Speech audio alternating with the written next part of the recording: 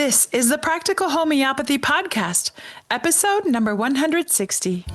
Hi, I'm Joette Calabrese, and I welcome you to our healthcare movement, yours, mine, and the countless men and women across the globe who have retaken control of their family's health with practical homeopathy.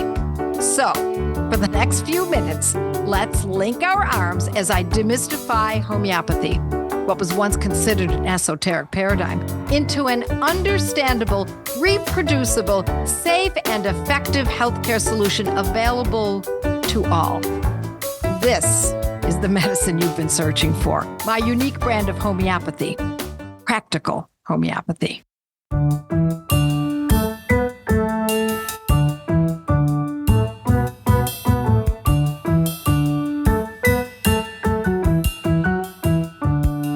Welcome back to the Practical Homeopathy Podcast. I'm Kate, and today's guest is going to talk about how she integrates homeopathy into her existing health practice without abandoning the credentials, training, and experience as a medical professional.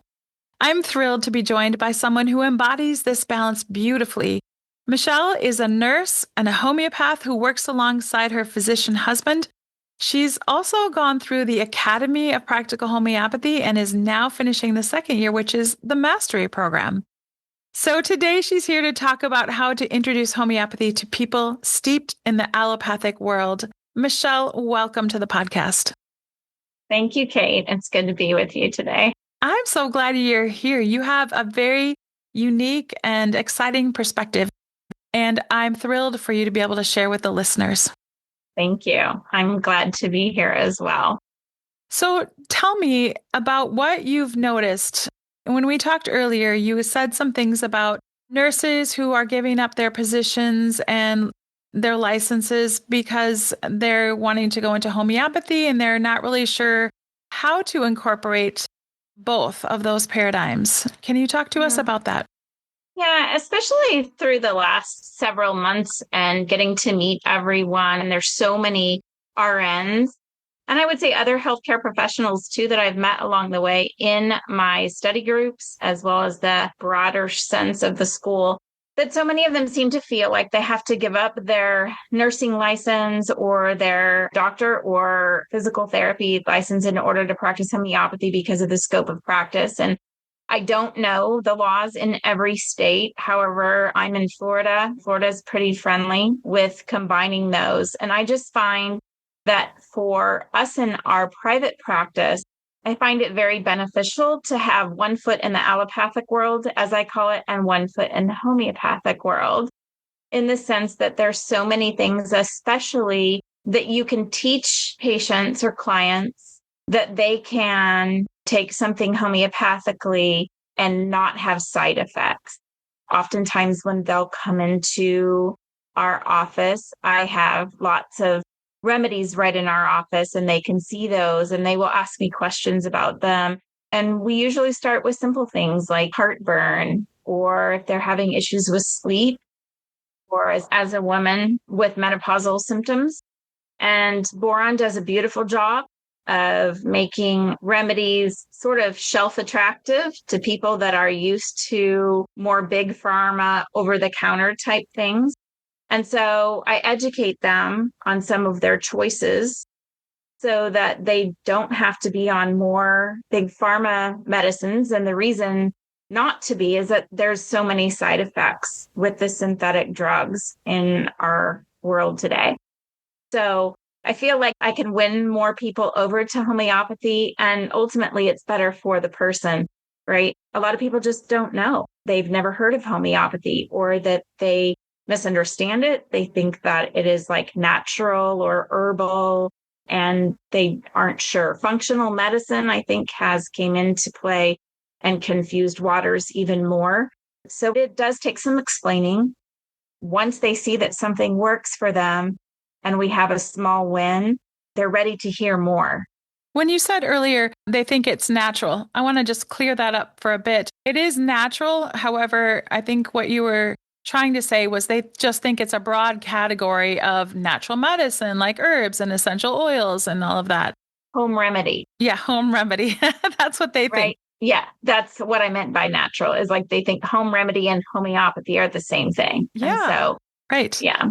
I think most people don't really know that homeopathic medicines are regulated by the FDA. There's the homeopathic pharmacopoeia that the pharmacies go by. So these medicines are manufactured in pharmacies according to strict standards. It's very regulated. So I just think that's a fact that people don't usually know.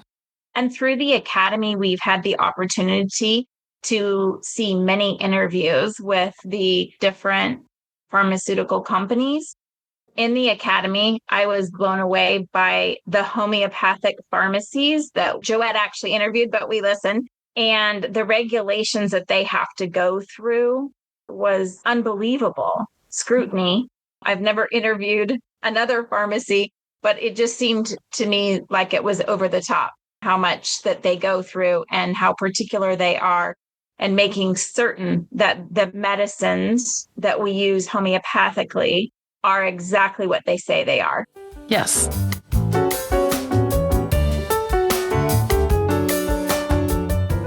Michelle, can you explain to me what happens in your private practice? So a patient is scheduled, they come into your office. How does that usually work as far as the balance between your husband and yourself and the allopathic world and homeopathic? Of course, we've been in practice for 30 years plus now, and a lot of our patients are very well known to us. We still do have new patients, but most of them have been with us for quite some time. And my husband has always been a minimalist as far as, drugs and things. But as a physician, right, in this world, his tools have always been pharmaceuticals from drug companies. And since learning homeopathy, we now feel so blessed because we have more tools to use. And so a patient comes into our office, they first come to my station, which is the nursing station, and I do the typical intake of what is currently going on with them, along with their vital signs and what they currently are taking for vitamin supplements and medications, etc. They sit in the chair, and right in front of them, up on my wall, I have several homeopathic remedies, specifically combination remedies for acute illnesses and things like that we can use. And so that oftentimes brings up lots of questions from them of something like, for example, the acetyl, if they're having heartburn. Oh, is that what that's for? And then we have a conversation and go through some things, and it just puts some ideas into their mind of some things that they can take that, don't have side effects. So that starts a discussion. They go back to see Dr. D. He and I have an exchange of kind of what's going on with the patient. He goes in, sits down with the patient. He always says the patient will tell you what exactly is wrong with them if you listen. I think this is an important lesson, as simple as it may seem, to anyone working in healthcare, whether you're a homeopath, a nurse, or a doctor, that the symptoms that the person is describing leads us to the right remedies. So he will make his assessment. And, as I said before, he's a minimalist as far as drugs are concerned, and tries to take people off of things that they don't need to be on. He will come out to me and discuss if there's something that he thinks that we can do for them homeopathically. If so, many of those that are common that he has become very familiar with, he will go ahead and send them back to me for a homeopathic consult. And at that point, then we continue with that. It's not to say that we don't believe there is not a place for allopathic medicine, especially in the diagnostics. That is especially where my husband shines, and he is very much a diagnostician, and we need him for those skills that he was well trained and has great experience in, as well as Western medicine. We believe it's great for a trauma situation. Clearly, we need hospitals and we need emergency trauma care. But other than that, and surgery, we believe that real health comes from diet and exercise, discipline, sunshine, homeopathy. So there is a place for both. And I think that that's where we're a little bit unique, in that we don't want to abandon where we came from I think that it can add to where we're going with a practice that is both somewhat in Western medicine as well as our tools, as much as we possibly can have switched to homeopathy. I have a question. When the patients come in and they are maybe needing a homeopathic remedy, it would be great for this situation. Do they just get the homeopathic medicine, the box from you, or does your husband write it on his prescription pad, or how does that work? So, no, he does not write it. That's when he turns it over to me. And then I guide them through the process. If it's new to them, which many of them now, it is not new to them, they have a pharmacy that they pick. I go through about 3 or 4 different pharmacies. I explain to them the advantages and disadvantages of some of them, whether they're stateside or there's one we use in the UK. If it's a chronic, I try to go and help them out a little bit with that, as far as one that they would need to have a more quantity from. So that's where I guide them. I have my own script pad. And from that point, then I write down the instructions for them and they go forward with that. Then when they come and return for a follow-up, the follow-up is with one or both of us. That's great. All right. Thanks for explaining that. So you've been passionate about encouraging nurses and other healthcare workers to stay in their roles. Talk about why that's so important. You talked about this a little bit earlier, but if you could share a little bit more about that. There's one person who was in my study group our first year of APH who, is an ER physician, and she's done very similarly to myself in being able to offer the patient an option. It's never forced upon them, but many of them come in very timid or leery about what might be given to them or their child if it's in a pediatric situation. And they are asking and seeking an alternative, if you will. Although in the homeopathic, we would tend to think we are the original and the synthetic version of Big Pharma is the alternative. Yes. But what I'm saying is when you remain in the system, if you will, of our hospitals and urgent cares or physicians' offices, or in places where you can meet people and present an option to them of homeopathy, I feel very passionate about it. And I feel that the more people that can learn today that we do have options that perhaps people have just never heard of. I think it's important that some of us can stay and perform in that role, whether it's physical therapy or chiropractic or emergency medicine or primary care.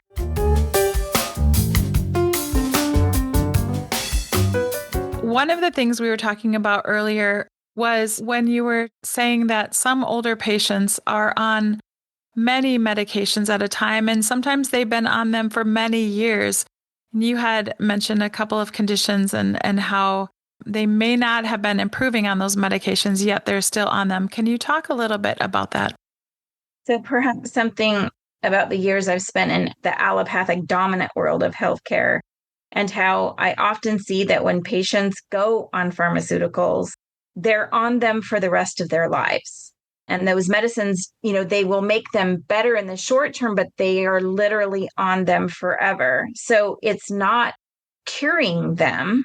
Rather, it's something that they must take the rest of their lives. And for example, thyroid or cardiac meds, whereas in homeopathy, we have remedies that are intended to uproot the conditions that we suffer from. And eventually, hopefully, we would not require the homeopathic medicine any longer. And so the conditions that we suffer from, and eventually we would not require any medicine, whether allopathic or homeopathic. And that is something that I see in our practice that homeopathy is helping. It's completely uprooting. I have many clients that I have gotten off of synthetic thyroid medications with the help of my husband, who is a physician. So as I give them the remedies homeopathically to correct their thyroid imbalances, then he titrates down on the synthetic medicine to the point where we're off completely. And then they continue for a short period of time on the homeopathy medications, and then they're off. And we have a person that no longer has symptoms of thyroid issues, whether hypo or hyper. Isn't that exciting? I bet they are thrilled. Correct. And also takes a little bit longer and maybe a little bit more balancing, but we're doing the same things with blood pressure and some cardiac issues as well. So to not be on, not only financially to be on medicines, big pharma medicines for the rest of your life, but also, and more importantly, for the health of your body. Wonderful. Exciting stories. And with acute conditions, I think you were mentioning that you usually see results more quickly. Yes. I mean, it's an acute and a shorter fix than from chronics. And I do find that when we have acute illnesses and I can help the person feel better homeopathically, then they're a little bit more willing to come out and say, hey, what do you think about this? And it might be a chronic problem that they're having or, suffering symptoms from. Is there anything available for that? And so again, I find it exciting to be in the position that I'm in, that I can offer them some hope with their chronics as well. And I just want to add that we're not saying that you alone should get off any medications. Yeah. You should always work with your doctor. And that's what Michelle is saying, that her and her husband work together as a team in this effort. Before we wrap up today, can you share a couple of success stories with us? Oh, gosh, yes. I have lots of them. Let me think of some of my favorite ones. Chronically osteoporosis, especially with women. And it might be just our practice, but I think a lot of times women end up getting diagnosed more with osteoporosis, whether it's the years of nursing babies, having babies, and things like that. They end up going for bone density scans more often than men. But we have a beautiful protocol homeopathically that I've been using, and many women, their osteoporosis scores have improved. They have had falls where they don't have a broken bone, especially our elderly women who maybe are falling a little more frequently. You can look the protocol up. I think Joette has a blog called Dem Bones. Joette Calabrese and osteoporosis, if you even, Google that into your search finder. And that's the protocol that I follow.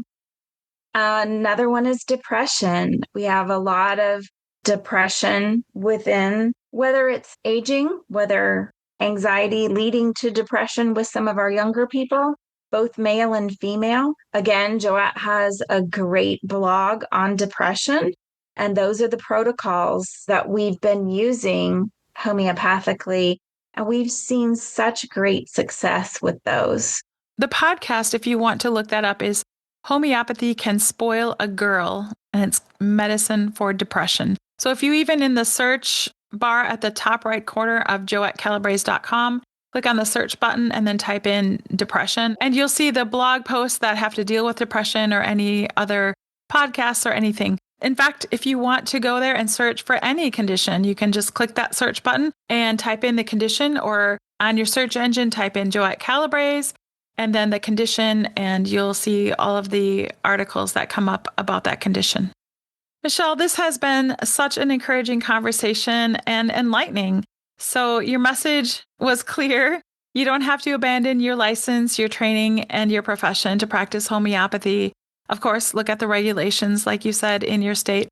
But you can stay in the field, serve your patients, and gently introduce them to an alternative and let them choose. So I appreciate your time today, your wisdom, and sharing your experience with us. Absolutely. And thanks for having me, Kate. And thank you to the listeners for joining us today. If you are a healthcare professional wondering, how to integrate homeopathy into your work, I hope today's episode gives you some confidence and clarity, and we'll see you next time. It's my honor to share many lessons on this simple method of using homeopathy for free without affiliates or advertising here in my podcasts, but also my blog posts and Monday Night Lives. But it's critical that you learn how to use these medicines properly. These podcasts should serve as only the beginning of your training. Peruse joetteslearningcenter.com to find fun study group opportunities and in-depth courses developed by subject. So with the proper training, you can join the thousands of students before you in developing the confidence and competence to protect the health of your family and loved ones with my brand of homeopathy, Practical Homeopathy. You just listened to a podcast from internationally acclaimed homeopath, public speaker, and author, the founder of the Academy of Practical Homeopathy, Joette Calabrese. Joette's podcasts are available on all your favorite podcast apps. To learn more and find out if homeopathy is a good fit for your health strategy, visit practicalhomeopathy.com.